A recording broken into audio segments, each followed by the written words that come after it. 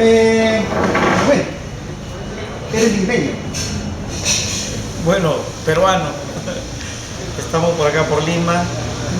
Saben que soy cajamarquino, pero creo que cada peruano en cualquier lugar del Perú nos sentimos con el corazón peruano y llevamos dentro siempre el lugar de donde hemos nacido. Vienes de un barrio que es Lima, La Lima, Limón, algo así. Sí, yo soy natural de un caserío que se llama La Lima y por eso algunos me dicen que eres limeño, entonces como estás diciendo. Pero así se llama mi caserío en la comunidad campesina San Juan de Chirinos en Cajamarca, en la provincia de San Ignacio. Hay mucha distancia entre Lima y La Lima en el sentido, digamos, de las diferencias. ¿Crees que las diferencias entre La Lima y Lima desde tu niñez se han acortado o siguen siendo las mismas? Creo que hay cosas que se han acortado.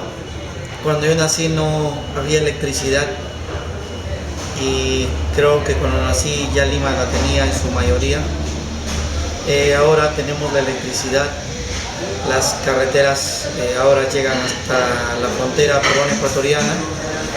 Podemos ir desde Cajamarca en 6 horas hasta Lambaye y luego pasar al Ecuador, a Zumba. Creo que hay distancias que se van acortando en términos de interconexión vial. Ahora hemos acercado la frontera al Perú, el Perú hacia la frontera también, porque tenemos un aeropuerto que funciona ya en Jaén. Entonces yo podría estar en 2 horas de Lima, a mi comunidad podría estar en 2 horas, porque tomo un vuelo ahora ya de Lima a Jaén y de Jaén en 40 minutos estoy en Chirinos, en mi comunidad. O sea, yo creo que se han acortado las distancias y en algunos temas, y en otros se mantienen todavía las grandes distancias, ¿no? Gregorio Santos. Sin embargo, algunos te ven como un demonio. La gente de pueblo, la gente de Cajamarca te ven como un líder que nos va a sacar ellos de adelante, ¿no? De Lima te vemos muy diferente, ¿no? La prensa oficial se puede decir que sataniza. Dicen de que tú has detenido el avance, la prosperidad del país. ¿Cómo lo ves tú? ¿Tú crees que el Perú va a vivir siempre o necesita siempre los minerales para vivir? ¿Tiene que romper con el medio ambiente para poder prosperar? Se han hecho bastante, se ha estigmatizado mi persona, señalando de que hemos paralizado la economía, lo cual no es cierto. La economía nacional depende de la economía mundial, de los precios de los minerales en el extranjero. El otro tema de que el Perú sin minería se muere, creo que no es esa una verdad absoluta, es relativa. El Perú ha tenido siempre actividad extractiva, no ha podido hasta ahora demostrar, probar que es una actividad que conviva con la agricultura, con la ganadería. Es una actividad depredadora y por lo tanto deja una deuda más grande que lo que ingresa. Hasta este momento no hay una evaluación económica, política, social, una evaluación que nos determine con fehaciente claridad cuánto es el beneficio para el pueblo peruano y cuánto es el perjuicio que queda para el pueblo peruano en términos ambientales.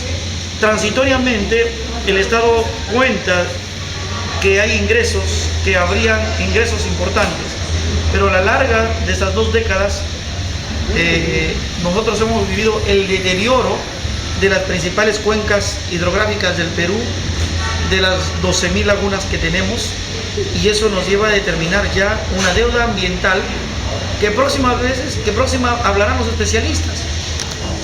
Algunos estudios señalan que la mayor amenaza que tiene la economía peruana es el deterioro ambiental.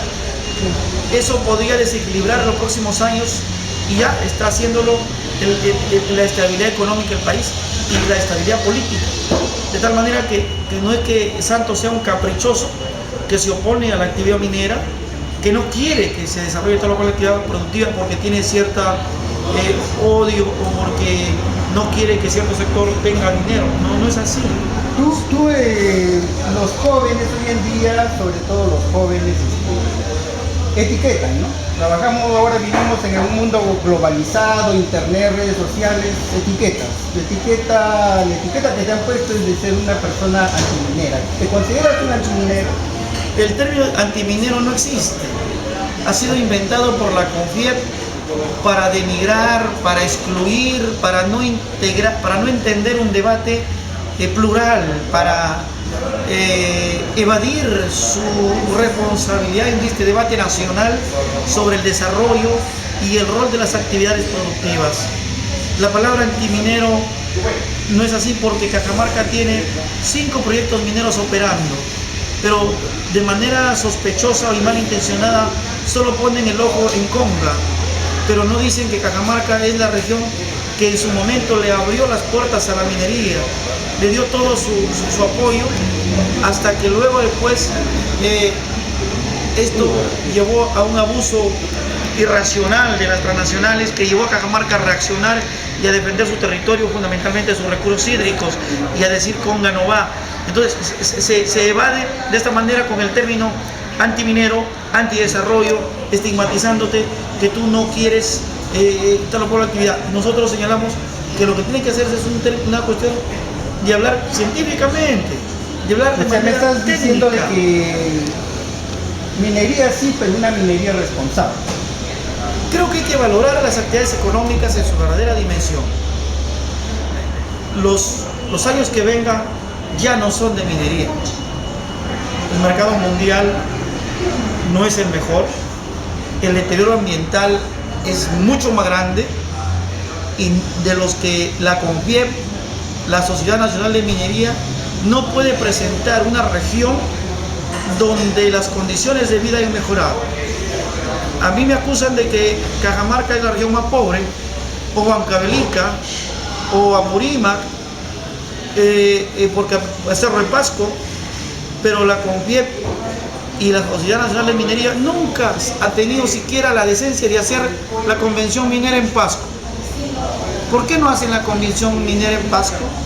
Porque creo que les quitaría toda esa careta de minería moderna, de minería responsable. Y quienes hacen actividad minera ahora en el Perú, las transnacionales, son absolutamente responsables. Yo no conozco una experiencia que me diga que la minería ha actuado con responsabilidad. No conozco una experiencia, ni que me digan ni en Las Bambas, no conozco, ni siquiera en Antamina, que ha hecho un mineroducto y no tiene las carreteras y las vías ocupadas, pero no conozco. Si alguien sabe, que nos lo diga, a dónde podemos ir a ver ese tipo de actividades. Yo creo que el Perú tiene que racionalizar la forma de cuidar su cordillera de los Andes y priorizar otras actividades hacia adelante. Dime, a lo largo de, uno cuando viaja por Ancas, viajas por Cajamarca, Huancavelica, diferentes lugares del país, encontramos a todo lo largo del trayecto una serie de desechos mineros, de residuos de la minería. ¿Tú crees que hay una deuda del Estado, una deuda de las transnacionales con estos depósitos que se dejaron ahí y siguen contaminando a través de los años? Mira, el Perú tiene... ¿Y cuál sería la forma de solucionar esto? El Perú tiene 5 deudas. La deuda externa, que es ahora 24.000 millones de dólares, a pesar que el Perú ha pagado puntualmente entre 800 y 2.000 millones al año. La deuda privada que tienen los privados que han sacado créditos en bancos extranjeros, que superaría los 40.000 millones de dólares. Luego tenemos la deuda social, lo que se le adeuda a maestros, médicos, policías, a productores agrarios. La cuarta deuda es la deuda ambiental, y la deuda ambiental deja otras deudas y otras desigualdades, pero la deuda ambiental es la que estás hablando. Es una deuda que tienen las transnacionales, porque ni siquiera los pasivos ambientales que ha dejado la vieja minería han podido ser mitigados, han podido ser resueltos. Y hasta este momento no existe una política de Estado para mitigar la deuda ambiental de la mega minería. Miles y miles de hectáreas de suelo cianurado, miles de hectáreas que han dejado enormes lagunas de aguas ácidas a la intemperie, de tal manera que en muchos lugares ya la lluvia no es una lluvia natural, sino es lluvia ácida. Esa deuda ambiental no se la está valorando, y eso es la principal amenaza a la estabilidad económica y a la estabilidad política. La crisis que tiene en este momento el gobierno obedece a las bambas, y que no es una crisis que haya estallado en su verdadera dimensión, es una crisis que ha estallado por un lado, por una tangente, pero que puede después expandirse a otros temas más grandes, como la modificatoria de más de 4 veces del estudio de impacto ambiental. La deuda ambiental es ahora un hecho, es evidente. Que no lo diga nadie o que no lo quieran decir, y yo creo que tu programa abre las puertas a un debate si se debe reconocer o no que es una deuda ambiental. Eso es tarea ya de los congresistas, pero nosotros desde nuestra posición política como dirigentes reconocemos que el Perú tiene una enorme deuda ambiental que le han ocasionado las transnacionales, y que las deudas tienen que pagarlas las transnacionales, porque no está establecido en ningún contrato quién paga esa deuda ambiental. Para ti, ¿cuál es la clave del desarrollo del país? Lo han dicho muchos, la clave del desarrollo para el país es tener un proyecto estratégico nacional de desarrollo que una a los peruanos, que se centre en la diversificación productiva, en que ponga en valor o que se valore en su verdadera dimensión al talento humano. Estoy seguro que tenemos los cerebros suficientes para poder hacer tecnología. Es una vergüenza que seamos productores en estas últimas décadas, casi los quintos, los terceros, los segundos en materias primas, y de los 42 millones de celulares que tenemos los peruanos, de estos 42 millones de celulares, ninguno se ha fabricado en el Perú. Y sin embargo, a los jóvenes se los mande presos 20, 15, 10 años por arranchar un celular, cuando los tecnológicos del Perú podrían producir o fabricar o el término tener la producción de 2 millones de celulares que tiene la materia prima, pero que vienen de fuera. Entonces, yo creo que las fuerzas internas del Perú están por desarrollarse. Sus jóvenes, sus trabajadores, su mercado interno, su agricultura nacional, sumar a un abandonado, dejado a la libre depredación. Entonces, el espectro electromagnético, ahora aprovechado por las multinacionales, como ya sabemos que ahora no quieren pagar ni siquiera el canon. Entonces, hay una enorme riqueza donde estaría la salida, que es la visión del Perú integral de un proyecto nacional de desarrollo, y considerar a sus propios peruanos como los activos del desarrollo, tener un capital nacional, tener empresarios nacionales, darles la posibilidad de que los peruanos puedan ser empresarios, y no como hoy, que el transnacional, el extranjero, termina desplazando al productor nacional. ¿Aspiras a llegar a ser presidente del Perú? Mira, soy un ciudadano que aspiro a que se abra un debate nacional en la presente etapa. El tema de ser candidato presidencial o ser el presidente del Perú tiene un camino bastante duro, complejo, que va a depender de cómo se construye un partido, de cómo se construya un movimiento social, un programa y un verdadero liderazgo. ¿Cómo ves actualmente el socialismo en el Perú? Hay una crisis de las ideas socialistas, de las ideas de izquierda. Hemos entrado en una etapa que requiere la refundación de la izquierda peruana. Necesitamos convocarnos a una cumbre de los patriotas, de los nacionalistas, de los hombres y mujeres de izquierda, y de los socialistas y de los comunistas, para repensar el Perú desde la propia realidad. Mucho se ha pensado desde Rusia, mucho se ha pensado desde China, mucho se ha pensado desde Cuba, o desde Venezuela, o desde Ecuador.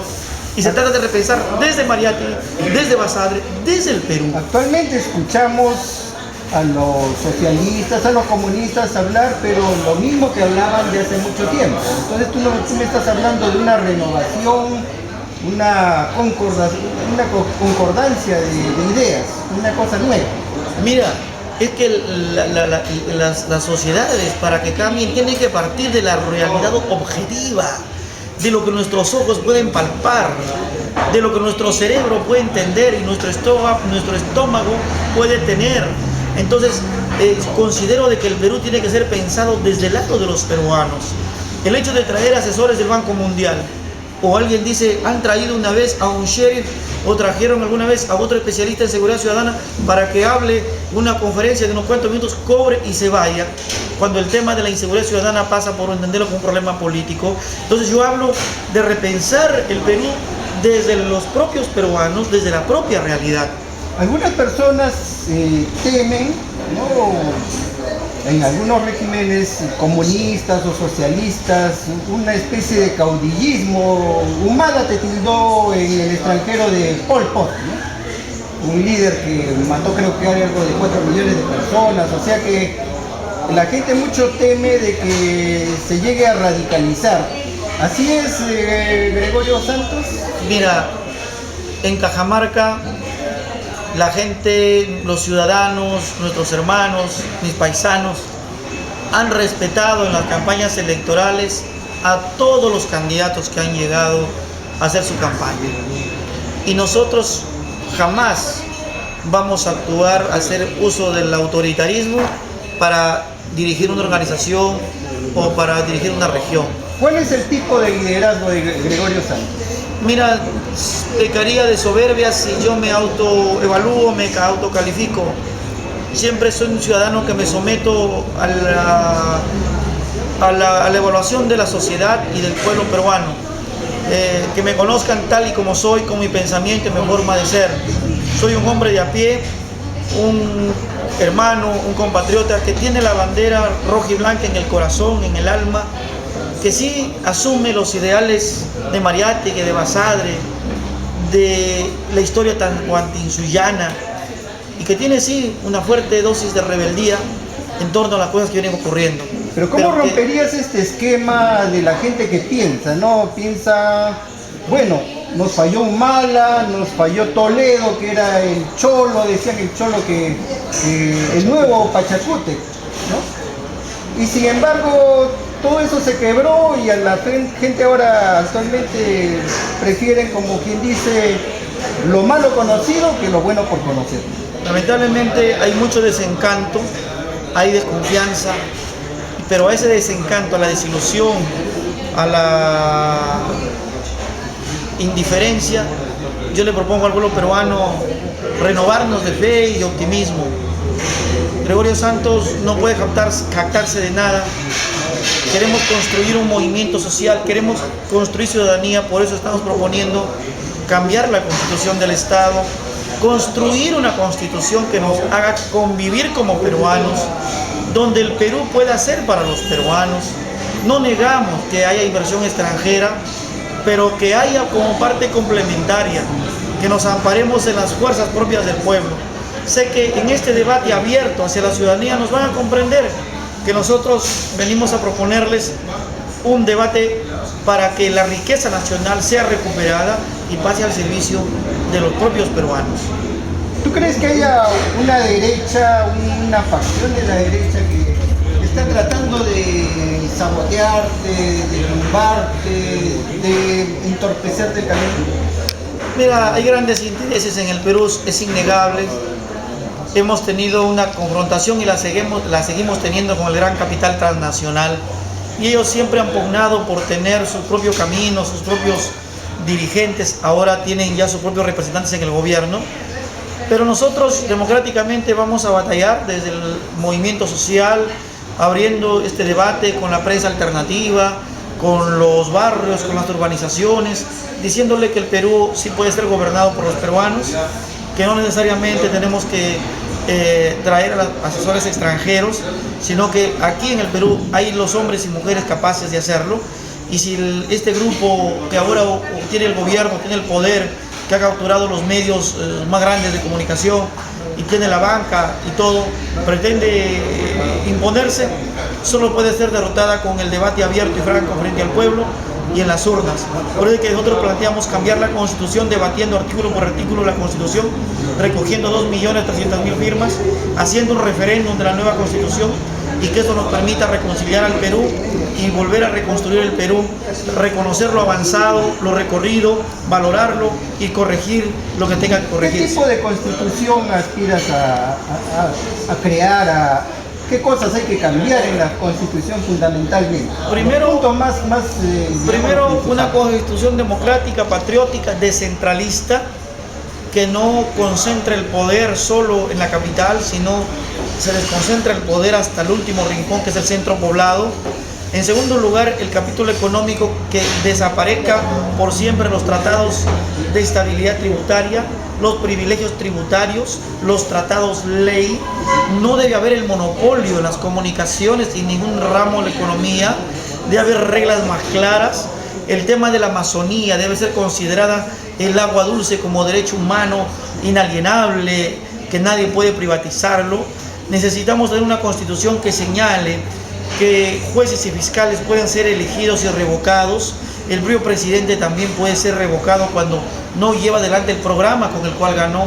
Entonces, son temas que no es cuestión de Gregorio Santos, sino que estamos sometiéndolo al debate, y agradecerte porque me permites que la población empiece a vernos y a conocernos qué cosas estamos proponiendo y cómo podemos iniciar este gran debate por la transformación del Perú. ¿Alguna cosa que quisieras agregar? Convocar a los oyentes, a los televidentes, a los hermanos de Lima Norte y a todo el Perú a este debate, a enriquecer este debate por la nueva Constitución.